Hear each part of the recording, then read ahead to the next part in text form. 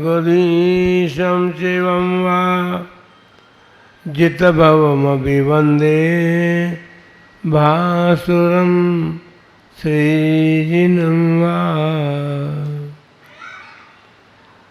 जय बोलो 1008 श्री आदिनाथ भगवान की। तो बंधुओं, शिक्षा बुरी चीज़ नहीं है, शिक्षा अवश्य प्राप्त करनी चाहिए। पर शिक्षा प्राप्त करने के बाद आज यही हो रहा है, समाज में शिक्षा की आवश्यकता तो है, और शिक्षा प्राप्त व्यक्ति जो है, शिक्षा प्राप्त करने के बाद बड़े बड़े पदों पर स्थित हो जाते हैं और बड़ी बड़ी नौकरियां भी उनको मिल जाती हैं। उन नौकरियों के पीछे हम अपनी संस्कृति को भूल गए हैं। और संस्कृति ये थी कि सम्मिलित परिवार और एकल परिवार की स्थिति बन गई है। सम्मिलित परिवार समाप्त होते गए। सम्मिलित परिवार के बीच में ऐसा देखा गया है कि एक ही चूल्हे से बनी हुई रोटियां 70 आदमी एक साथ करते थे, हमने अपनी आंखों से देखा है। लेकिन जब वो परिवार टूटा तो ऐसा टूटा कि 70 व्यक्ति बिखर गए। बंधुओं, हमारे शिक्षा गुरु और आचार्य कल्पवृक्ष सागर जी महाराज हमेशा कहते थे कि भाई तुम तो अपने माँ बाप के एक ही संतान हो, 4 संतान भी हो तो एक ही माँ बाप की तो हो, लेकिन तुम्हारे पास जो साथ में आई हैं वो अलग अलग माँ बाप की हैं। और अलग अलग माँ बाप ने उनको अलग अलग संस्कार दिए हैं। उन संस्कारों के कारण आपके घर टूट रहे हैं। इसलिए महिला वर्ग बुरा न माने, आप लोगों का परम कर्तव्य होता है, क्योंकि महिला जो है वो परिवार की संरक्षक बन सकती है, होती है। वो चाहे तो परिवार को संगठन में रख कर के शांति स्थापित कर सकती है, और यदि उसका दिमाग खराब हो जाए तो वो परिवार को बिखेर सकती है। बंधुओं, माता का अपनी संतान पर भी बहुत बड़ा अधिकार भी होता है और उसके प्रति उसका कर्तव्य भी होता है। उस कर्तव्य का परिपालन करना ज़्यादा श्रेयस्कर बात है, लेकिन अधिकार अब जताने के अपेक्षा परिवार पर अपने कर्तव्य का परिपालन करना श्रेष्ठ कर बात है। परिवार को यदि संगठित करना है तो आप पढ़ाई क्यों कर लीजिए, कोई बात नहीं है। हमें बहुत बुरी बात हो सकती है, आप लोग कह सकते हैं कि महाराज ये दोहरी बात क्यों आप कर रहे हैं, लेकिन हमने सुना है सरकार का एक नारा चला है, बच्ची पढ़ाओ और आगे बढ़ाओ, है ना। हमने कई ट्रकों पर और सब बसों पर सब कई जगह देखा हुआ है ये बात। रास्ते में चलते हैं तो कई बातें देखने को मिलती हैं। हमें ऐसा लगा कि जिस गति से परिवार टूट रहे हैं, उन परिवारों के टूटने में एक कारण भी है शिक्षा। शिक्षा इसलिए ली जाती है या इसलिए दिलाई जाती है कि शिक्षित व्यक्ति जो है परिवार, समाज और राष्ट्र के में काम आ सके, और राष्ट्र की एकता, समाज की एकता और परिवार की एकता को बनाए रखे। लेकिन आज जो भी शिक्षा हो रही है तो ऐसा हो रहा है, हमको तो ऐसा लगता है कि बच्ची पढ़ाओ और क्या भगाओ, बेटी पढ़ाओ बेटी भगाओ वाली बात हो रही है।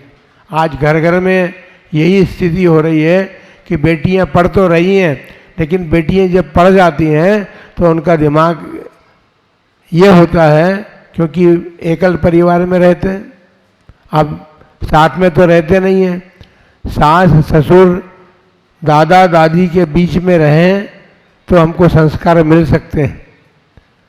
बड़ी बड़ी उम्र हो जाती जब शादियां होती हैं बच्चों की और बच्चियों की, बड़ी उम्र होने के बाद में अब वो स्वतंत्र क्या कहें स्वच्छंद हो जाते हैं उनके विचार, और उन स्वच्छंद विचारों के कारण ये सारी समस्याएं बढ़ रही हैं, समाज टूटती चली जा रही है।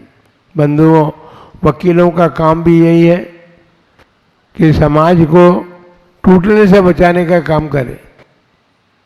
भाई हमारे पास कोई फैक्ट्री तो है नहीं जो हम सीए लोगों को अपने अपॉइंटमेंट उनका करवा दें तो फिर हमारा फैक्ट्री का काम चलता रहेगा।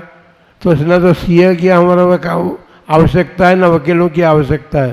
लेकिन वकीलों की आवश्यकता और सीएओ की आवश्यकता इसलिए भी है कि समाज के बीच में वे जोड़ने का काम कर सकते हैं यदि अपनी शिक्षा का सदुपयोग करें, और शिक्षा के सदुपयोग से वे अपने मानसिकता को प्रेम में बना करके और परिवारों को जोड़ने का काम करें तो वो सफलता ज़्यादा प्राप्त कर सकते हैं।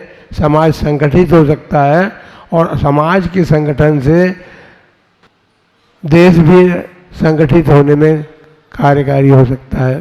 बंधुओं, आप सभी लोग यहाँ पर आए, हमने आपकी बात सुनी और आपने हमारी बात सुनी।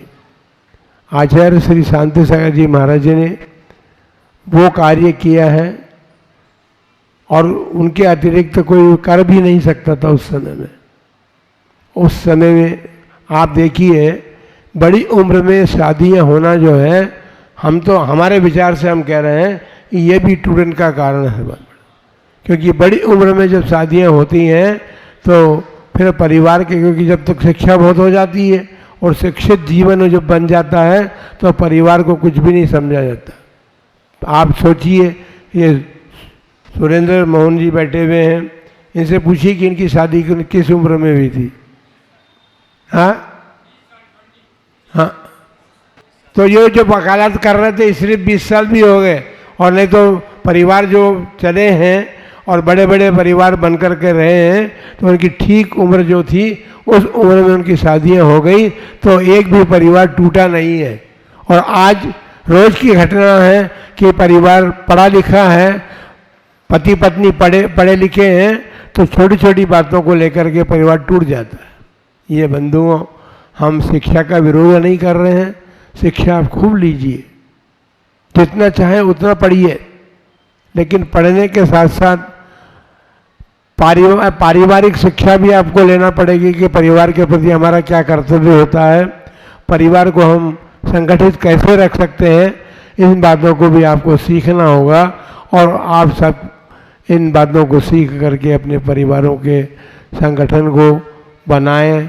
धर्म में क्या आवश्यकता है, एक छोटी सी बात और हम कहेंगे, जैसे समाज की मंदिरों के जो दुकानें आदि मकान आदि के हैं किराए पर चल रही हैं। हमने देखा है हमारे गांव में जहां हमने जन्म लिया था उसी गांव में एक 20 रुपये महीने पर दुकान चल रही थी उस जमाने में। 75 वर्ष तो हमको हो गए, और 75 वर्ष के बाद भी आज भी यदि देखें तो 20 रुपये महीना ही वो तनख्वाह दे और किराया देती है। वो व्यक्ति जो परिवार है वो 20 रुपये ही समाज को देता है। ये स्थिति है। अब सामाजिक स्थिति की ये बात बनी, जबकि उनके मकान होंगे और उनके मकानों में 500 रुपये महीने, 1000 रुपये महीने में किराया वसूल हो रहा होगा, लेकिन ये जो स्थिति है समाज की, समाज जो है सामाजिक संगठन भी इसलिए नहीं बन पाता है कि इस प्रकार की स्थितियां जब बनती हैं तो सामाजिक जो संपत्ति है उसके प्रति भी हमारा अनुराग नहीं होता है। उसके हम सामाजिक प्राणी हैं और समाज की स्थिति है तो सामाजिक प्राणी होने के नाते हमारा कर्तव्य बनता है कि हम उस समाज के प्रति भी कुछ कर्तव्य का निर्वाह करें। इसलिए सभी लोगों को यही उपदेश कहो या संदेश कहो या यही प्रेरणा कहो हम आपको देना चाहेंगे कि वकील लोगों का परम कर्तव्य है कि सामाजिक जो मामला है या कोई इस प्रकार के मुकदमे आपके सामने आते हैं तो पहली बात तो कि उनकी सारी स्थितियों को समझ करके कोर्ट में जाने के पहले आप अपने स्तर पर उसको संभाल सकें तो ज़्यादा अच्छा होगा, क्योंकि कोर्टों की स्थिति अब बिगड़ती जा रही है। क्योंकि कोर्ट जो है हम अपना सम्यक शिखर के मुकदमे को कितने वर्ष हो गए, 150 वर्ष हो गए। 150 वर्ष से मुकदमा चल रहा है, वो अभी तक नहीं चलता। महाब्रिज में भी मुकदमा चल रहा है और वो भी अभी तक हल नहीं हुआ है। ये तो अलग बात है कि वहाँ के कमेटी में सबको वकील ही वकील हैं महाब्रिज में, और वकील हैं इसलिए वो टिका हुआ मामला, रुका हुआ मामला है, वरना कब का समाप्त हो जाता हो। तो इसलिए आप लोगों की बड़ी भारी जिम्मेदारी है। आपने वकील बन कर के और वकील बन कर के आपने जो एक शिक्षा प्राप्त की है, वकालत को आप इस ढंग से भी करें। आपका व्यवसाय है वो ठीक बात है, लेकिन जहाँ तक अपने क्षेत्र और मंदिरों का प्रसंग है वहाँ तो आपको गौर ज़्यादा करना पड़ेगा और उन मामलों को हल कराने के बाद अभी एक नया मामला हो रहा है अपने सामने। अभी देश के बहुत बड़े उद्योगपति हैं, नाम आप सभी जानते हैं, अंबानी और अडानी के नाम सबको मालूम है। अंबानी जी के लड़के ने या पोते ने वनतारा बनाया है गुजरात में, और वहाँ हाथियों को एकत्रित किया जा रहा है। हमारे नांदेड़ी मठ में, जो कि महाराष्ट्र का बहुत बड़ा क्षेत्र भी है, समाज भी वहाँ बहुत बड़ी है, लेकिन हाई कोर्ट और सुप्रीम कोर्ट से ये फैसले हुए हैं कि हाथी को ले जाया जाए, और वो हाथी जो है, हथनी थी वो, उसको ले जाया गया है। उसके आप उस दृश्य को देखें कि उस हाथी को ले जाते समय खुद हाथी भी रोया है, और वहाँ के मठाधीश जो है भट्टारक जी वो भी इतने रोए हैं, सारी समाज भी थी कि एकत्रित थी। अभी भी मामला सलटा नहीं है, समाज इस बात के लिए उद्वेलित है कि उस मामले को सलटाया जाए और हाथी को वापस उसमें जाएगा, क्योंकि 35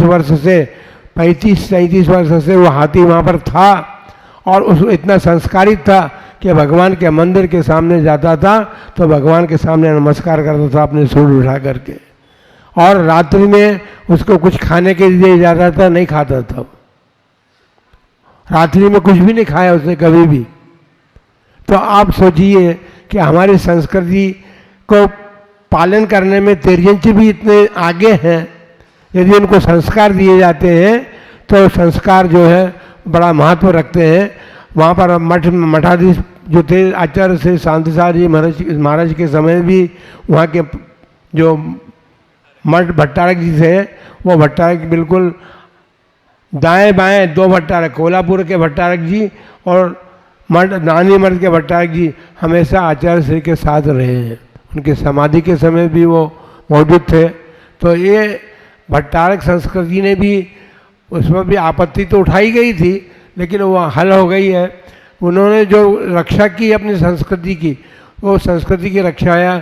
तो आप सभी लोगों को, वकीलों को और समाज को भी ये विचार करना चाहिए कि नानी मठ से जो हाथी गया है उसके संबंध में क्या करना चाहिए। वैसे वहाँ की समाज है, महाराष्ट्र की समाज है, महाराष्ट्र में अपने जैन विधायक भी हैं, लेकिन फिर भी हम समझते हैं कि सारे देश में यदि एक हलचल मचेगी तो सुनिश्चित बात है कि हमारे क्षेत्रों के प्रति कोई भी व्यक्ति इस प्रकार की हरकत नहीं कर सकेगा। आप सभी लोग इसमें विचारवान हैं और विचारशील बन करके आप अपने इस शिक्षा का उपयोग करें। आपको पता है, होना चाहिए कि अब बच्चे लोग जो कुछ भी कर रहे हैं, जैसा भी कर रहे हैं, स्वेच्छाचारिता से कर रहे हैं, लेकिन उसका फल आपको, उनको अपने जीवन में भोगना पड़ेगा। अभी नहीं तो कभी अवश्य भोगना पड़ेगा, क्योंकि पंचम काल के अंत तक धर्म चलता है। चलेगा।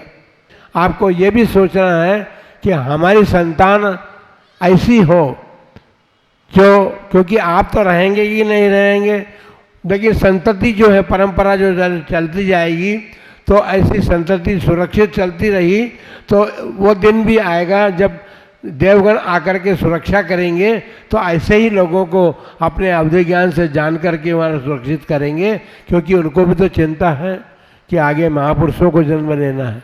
अभी हुंडा अवसर्पणी काल चल रहा है, और कहें तो अवसर्पणी काल चल रहा है, लेकिन अवसर्पणी काल के साथ साथ ये हुंडा अवसर्पणी काल है। और 20 कोड़ा कोड़ी सागर के बाद ये काल आता है। 10 कोड़ा कोड़ी सागर का अवसर्पणी काल होता है, 10 कोड़ा कोड़ी सागर का उत्सर्पणी काल होता है। अभी आगे उत्सर्पणी काल आना है। ये 10 कोड़ा कोड़ी सागर छठे काल के बाद पूरा हो जाएंगे, उसके बाद ये उत्सर्पणी काल आएगा और फिर उसमें सब होगा। तो अवसर्पणी काल है तो सब लोगों ने सोच लिया कि अवसर्पणी काल में तो सब गिरावट ही गिरावट आती है, तो हम क्या करें महाराज, ये अवसर्पणी काल है और अवसर्पणी काल में ये गिरावट आ रही है, हम कैसे उत्थान कर सकते हैं? ऐसी बात नहीं है। अवसर्पणी काल में भी ये मुनिजन जो दीक्षा लिए हैं या जो ज्ञानी हुए हैं, विद्वान बने हैं, वो भी तो इसी काल में बने हैं। वास्तु स्थिति ये है कि मनुष्य जन्म प्राप्त करने के बाद हमें कुछ बातें ऐसी हैं जिन बातों को अपनी अपनाएंगे तो उनका जन्म सफलता को प्राप्त होगा। उनका जन्म सफल है जो मनुष्य जन्म प्राप्त करके सम्यक दर्शन प्राप्त करते हैं। हमने कहा था कि वृक्ष यदि आप लगाना चाहें, क्योंकि वृक्षारोपण बहुत हो रहे हैं और वृक्षारोपण तो हो रहे हैं, ये उनको संभालेगा कौन, ये बात दूसरी है। उनको संभालने के लिए उसकी जड़ों को संभालना पड़ेगा, तब कहीं वृक्षारोपण सार्थकता को प्राप्त होगा। आपको भी वृक्षों का आरोपण करना है। आपके संतान, आपके कुल की संतान जो है वो भी वृक्ष के समान ही है। तो अपनी शिक्षा के बल पर उनमें समझाइश पैदा करके और इन सब प्रसंगों को आप दूर करने का पुरुषार्थ करें। केवल महावीर भगवान की